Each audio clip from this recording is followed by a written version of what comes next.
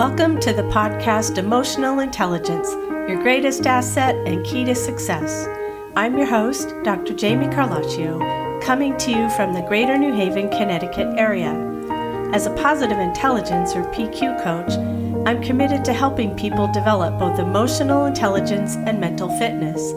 You'll come to regard problems as situations that help you learn and grow. PQ is a way of being and doing in the world that enables you to develop and sustain a positive relationship with yourself and others, at home, at work, and everywhere in between. Please subscribe to this podcast and tap the like button so more people can enjoy the benefits of PQ. And now, here's the show. All right. Hello, everybody. And it's been a minute since I've been here. Welcome to the podcast. This is episode 12 on the diversity series. And today we're going to be talking about neurodiversity. And I am blessed to have two wonderful guests who are going to talk a little bit about their experience with neurodiversity. And they both identify as neurodivergent. And we're just going to have a conversation. Since this is broadcast live, you can comment, but I'm not sure I can moderate them, so please be nice so that I don't have to remove anything later. Okay, and thank you again for being here, and thank you, Lamira and Bob, and I'm just going to do a quick intro to both of you, and then we'll get the show rolling. Lamira McGee is a trailblazing figure in the field of education. She is a licensed school psychologist in the state of Texas and a nationally certified school psychologist with a profound personal and professional commitment to shifting the narrative of neurodiversity in education. Diagnosed with ADHD and CPTSD, Lamira's journey has been marked by resilience and a deep understanding of the challenges faced by neurodiverse individuals. Having served in the Army for 16 years, Lamira brings a unique perspective to her work, combining her military discipline and her compassionate approach to supporting others. And as a parent of multiple neurodiverse children, she intimately understands the dynamics of neurodiversity within the family unit. Lamira is driven by a mission to ensure that every child, regardless of their neurodiversity or neurotypicality, I might add, receives the support and resources they need to thrive in the educational system. She's dedicated to expanding knowledge on neurodiversity practices in education, advocating for inclusive policies, and bridging the gap in access to information and support for underserved communities. And Bob Palacios boasts a distinguished 2-decade career in the cybersecurity realm, lending his expertise to industry giants like RSA, McAfee, and VeriSign. Leveraging a strong background in technical pre-sales engineering and global leadership roles, Bob made a strategic shift into the coaching arena. He's also a PQ coach like I am. His expertise now lies in holistic performance coaching, leadership development, and organizational team coaching. He is wholeheartedly committed to guiding technical sales, pre-sales, and other professionals in achieving holistic success in their personal and professional lives. In addition, he is a certified information system security professional, and he's also a high-performance coach and certified red team coach. Bob's academic background includes a Bachelor of Arts in Government from the University of Texas at Austin, I think that's Hookham, and pursued graduate studies at both UT Austin and the George Washington University. Welcome to you both, and again, thank you for being here. Both of them are taking time out of their workday to be on this podcast, so again, I appreciate you. I wanted to just start with the term neurodiversity and how it entered our lexicon, because I think that's really interesting that as time shifts, the different ways that people are described or labeled or pigeonholed changes. And when one term goes out of fashion, if you will, because people have realized that it's kind of denigrating or unkind, a new term takes its place. And so neurodiversity is now a new watchword, and it includes so many different things. And I'm kind of wondering, and my friend actually, who was also identifies as neurodivergent, said that he heard that it's kind of like a code word. And I wondered what you guys think about that. If you could just both maybe just answer that in turn. If you want to start, Bob. I was gonna defer to you, but I can jump in. That's an interesting concept, I guess, coming most directly from a corporate environment, and the growth of neurodiversity resource groups, depending upon the size of the company. There's been resource groups for many years, but now you're seeing neurodiversity as a resource group. Um, I think obviously that's a great thing, but I also I don't know, I'm conflicted by it because I think it is a very large umbrella, but it also is it's great to have people to be able to identify and say I'm not alone. And so being able to, whatever the term is at the moment, I do think it is helpful to have people to be able to relate to that group. And then you can find your subgroups, whether it's ADHD or whatever else within there, but at least have something. I'm not sure I'm hung up on the name, but I'm just happy that it's being recognized and in even within a corporate environment. Again, that's where I come from, so I'm going to speak to that. But yeah, I guess that's no, that's actually really helpful because we're talking about all walks of life. So we have someone in corporate America and we have someone in education.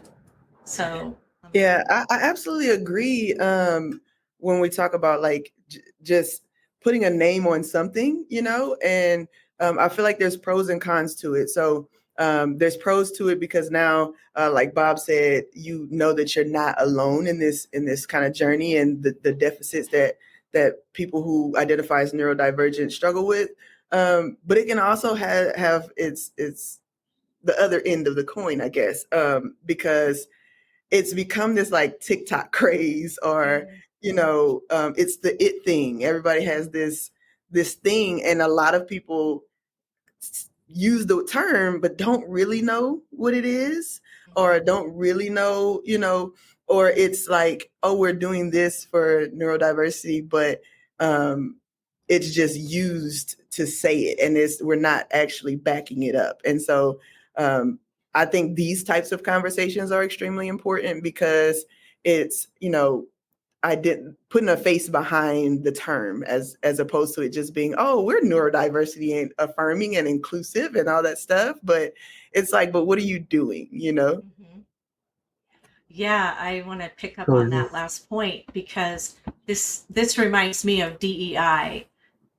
Diversity, equity, and inclusion, and belonging, and justice are things that have been missing in a lot of places, in a lot of different institutions. And it seems that HR has been sort of tasked with that. But over the years, and particularly since the George Floyd incident, all of a sudden DEI became a really important watchword. And firms were saying, oh, yes, we want DEI, we want DEI. But I feel like that became an empty signifier too, or it became this umbrella term. And what did it really mean? And I've talked before on this. Diversity isn't just sort of adding people to the mix and saying, okay, now we're diverse, because that doesn't mean people belong or feel like they belong. And I feel like that might be similar to neurodiversity in terms of it's a umbrella term. And like you both said, what does that really mean? Who does that really include? And if it's on TikTok, then I feel like it's been lampooned or something. So do you want to say more about that and maybe talk a little bit about your own experience as identifying as neurodivergent? So one thing I think is important when you brought up DEI, I don't know if a lot of people know this, but Texas recently passed a new law that bans DEI from any college or university in the state. So University of Texas in Austin actually just laid off like 40 something people because they they cannot have any job that relates to diversity, equity, or inclusion. And so it's great that we talk about neurodiversity, but I feel like that's the next thing on the chopping block when it comes to like, when you put a spotlight on something that is supposed to be positive, just like DEI, then it becomes politicized and they, make it this horrible thing. And so for me and my experience, being a person who identifies as neurodivergent and having these diagnoses, I have, being that I work with this environment as well, I've had a great experience in the civilian side. I work in the school district. We talk about, what accommodations can be made and how we can, navigate neurodiversity with educators. But again, a lot of it is talk. But then when I was in the military, that's a different story. The military is like, we are who we are, and you fit in the way we need you to fit in. And that's what it is. There's not a lot of room for thinking differently or thinking outside of the box when you talk about military. But yeah, now corporate America, I'm gonna let you take that one, Bob. I don't know anything about it. That's funny. Well, I'd like to put a pin on the whole thing that happened with Texas. And Florida did something similar too, but it was a very sad day for me this past week when, and as an alum, I'm very disappointed, extremely disappointed as well. But I'll put a pin on that for later. But to speak to your point about diversity and what does neurodiversity mean as far as the label and how it's treated within corporate, I would say it's somewhere in between what Lamira was talking about from education and the military. I think it is a bit more open than the military, but not quite there where education is. I do think that I've had a conversation recently, and just reflecting on my own experience, is the concept of disclosure within a corporate environment and being able to feel comfortable with that self-disclosure and again, it goes back to like having resource groups that are that basically allow people a little bit more room to self-disclose and to ask for accommodations. Mm-hmm. I would like to say that corporate America is completely there, but my personal opinion is that there's still a lot of work to be done within that. Yeah, and then you get to the stigma of asking for accommodations or self-disclosing. Is that putting a target on me, or is that, that stigma is there, and now it's like, oh, she's just this lazy person and she just wants to use it as an excuse. And so there's a lot of that the personal part of it, where your past experience kind of dictates how you feel about it. Like, I've just become comfortable telling people, oh yes, I do have ADHD, or oh yes, I do have CPTSD, or I've just gotten to that space because of my experience in the military. It was something that was frowned upon. It was stigmatized. Going to behavioral health in the military is something that is like, oh, I have an appointment. Where you going? I just have an appointment. Just, you don't want to tell nobody where you're going, but I'm glad overall it's becoming more acceptable, and it's becoming like, take care of yourself, self-care, but it hasn't always been that way, and it's not always that way in different areas. Yeah, just a quick thing, two things actually. One is, for those of you who don't know, CPTSD stands for Complex Post-Traumatic Stress Disorder. And there are different kinds of PTSD. There's the kind that soldiers experience when they're in war. And there's another kind of adverse childhood experiences. There is the shock kind of PTSD, like you're in a car crash and it's very traumatic. And then there's the sustained over time PTSD that may come from a number of different sources, and that's complex PTSD. So I just wanted to clarify that for people that aren't sure. And the other thing is mental health. And I'm wondering, now that you say that, do people equate neurodiversity with mental health by any chance? Do you think that? Because it just dawned on me that the stigma about going to see your psychiatrist or your therapist or having any kind of depression or any other situation that you need professional help for, it's starting to slowly, make its way into the accepted thing. People, say, oh yeah, I've got a therapist. It's not that big of a deal. But like you said a long time ago, and even in the military, it's not something you advertise. You have an appointment.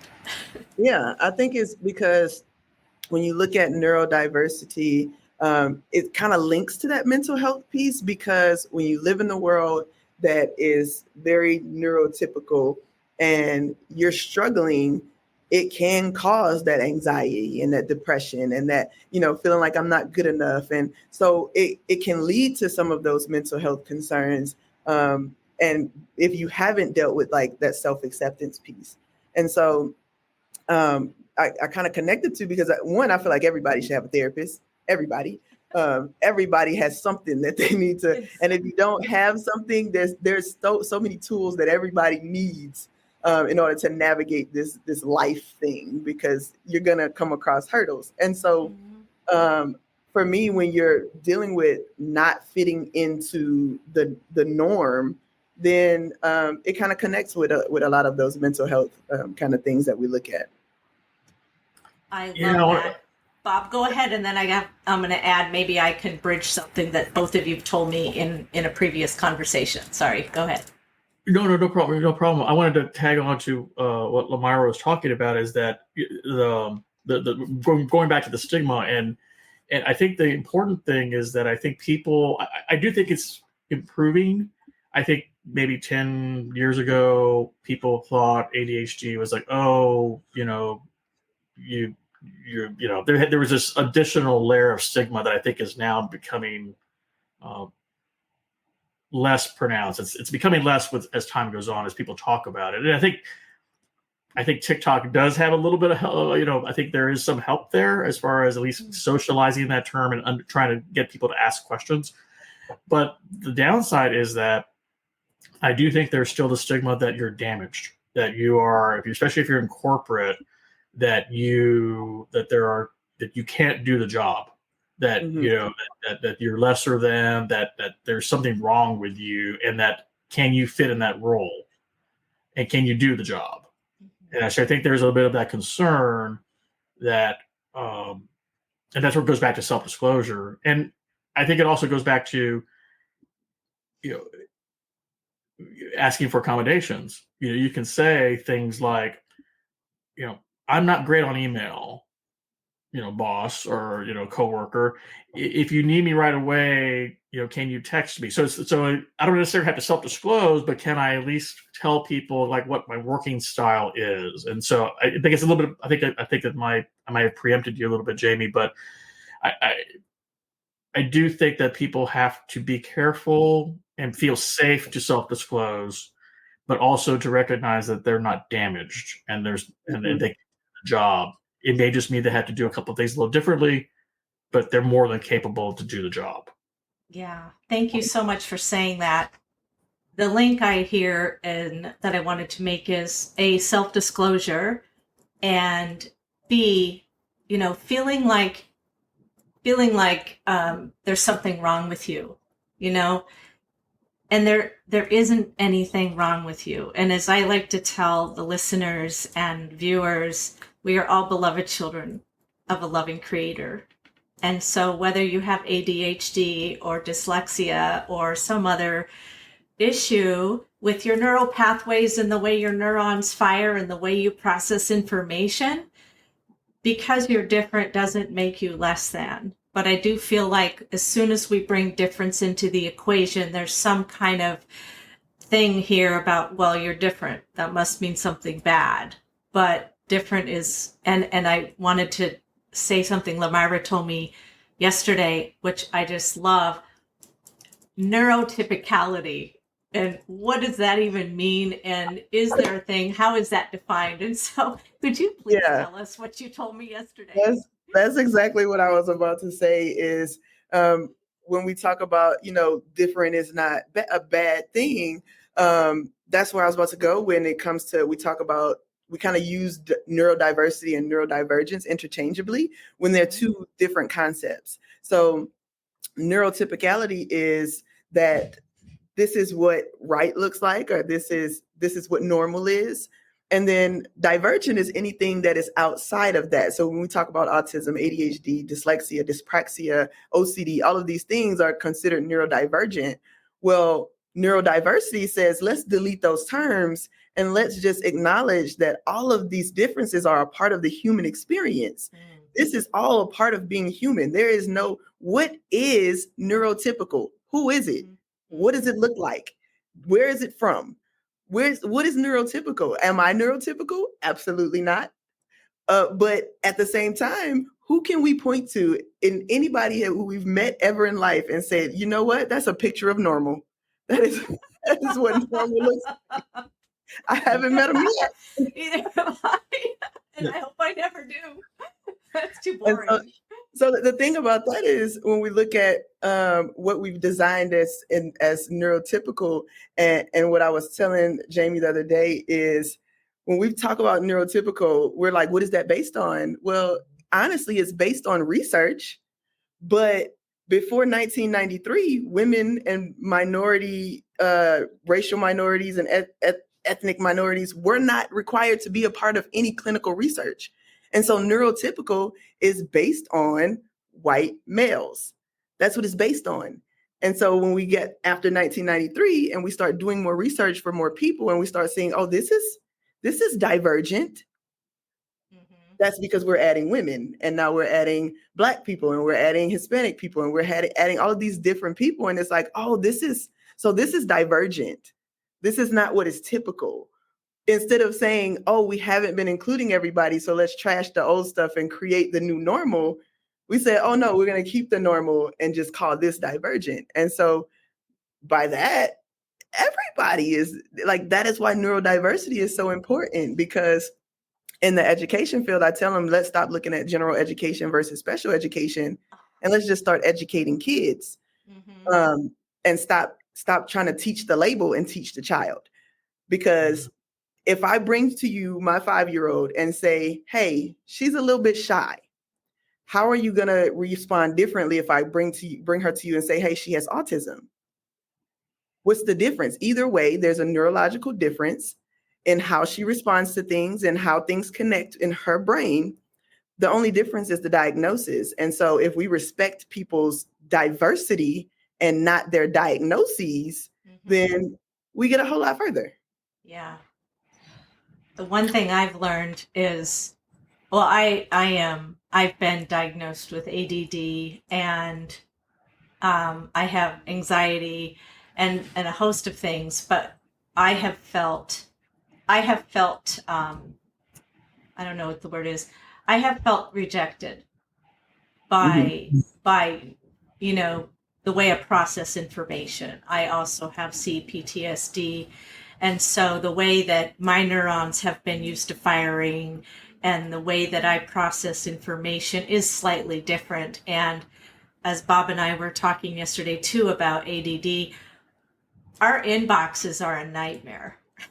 I can tell you that I have 6 email accounts and more than 10,000 emails in a couple of them. And I just can't, so if you haven't heard from me, it's probably why it's buried in my inbox somewhere, and I'm sorry. I'll get to it, but text me, please. But it's difficult sometimes, and I haven't always wanted to self-disclose, but I was in divinity school, and I had a final exam in my Old Testament class, and I'm one of those A students, overstudier, overachiever. And when I got to the exam, I forgot everything. I could not take the exam. I could not take it. I couldn't tell you what the Deuteronomy history was of the Old Testament if you paid me, even though I had 27 pages of notes on it.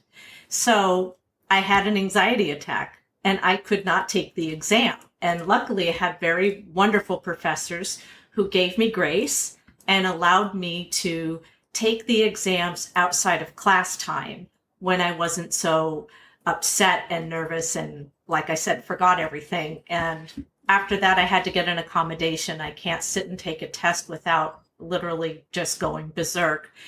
Not really, but crazy. So I got permission to sit in a separate room and play music. So I played meditation music and I could take an exam just fine. So it was important. I had to disclose or I wouldn't have been able to function in that particular situation. So, and that's why I feel like those the system is broken. Because if I come to you and I say, I'm struggling to take, I know the material, but I'm struggling to take the exam. Is there a different way that I can take the exam? Why does the system require me to prove it? Right. Oh, yeah. I had to have signed letters and I had to go through the Office of Disability. Right. It's like I have test anxiety, big deal. Exactly. And so if I come to you and say, hey, I'm not really good when it comes to email. Can you just text me? Why do I have to prove to you that I struggle with this in order for you to respect that this is the way I operate best? Yeah. And if I could jump in, the other thing that this calls for me too is that there are characteristics from neurotypical, again, we'll just use that term, but especially when it comes to diagnosed ADHD, that there are some characteristics from neurotypicals that can sometimes fall over into ADHD. So, for example, someone may be overwhelmed. Someone may have the email problem too. They don't necessarily, or they're not diagnosed, or they don't, they don't meet that qualification to be, to be identified as or at least diagnosed as ADHD. But they just may have a thing about email, whatever that is, and so, or someone who, someone who forgets their keys all the time. That doesn't mean there's, that they are labeled or that they have this. But I think the more we talk about what this means, like and how it manifests in different people too. Not everybody has, the impulsivity trait, or or a time blindness or anything like that. Not everybody even has that. But maybe that feeds over into what called neurotypicals, and so then they may be able to, and they may be able to relate. Yeah, I do that too. So, does that mean? And I agree because, like you said, when we see things like, I have this particular thing that bothers me, I don't meet criteria under DSM for ADHD or autism or whatever the thing is. I don't meet those criteria, but this is still a thing for me. And so, like, I still don't like speaking in front of people, or I still don't like this.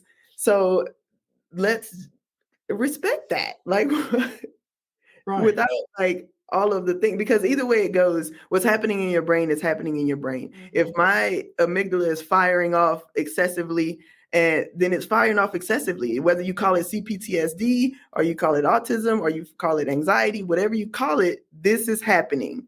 And so how can I address this, and how can I, accommodate for this thing that's happening in my brain?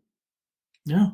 This is a good time to talk about positive intelligence, Yes. because that is so important when, for a lot of people who have experienced trauma, the amygdala, the lizard brain, the fight, flight, freeze, fawn part of our brain, everything's a tiger, right? So you learn how to survive.